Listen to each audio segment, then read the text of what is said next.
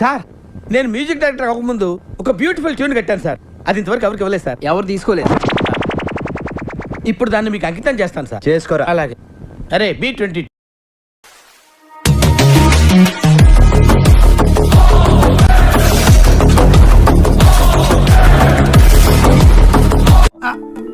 ఎక్కడో కొడుతుంది సీనా. అబ్బే కొట్టే ప్రోగ్రాం లేదు నేత జీజీ, మీ బదిలీ చెప్తాను. ఖాయమేగా.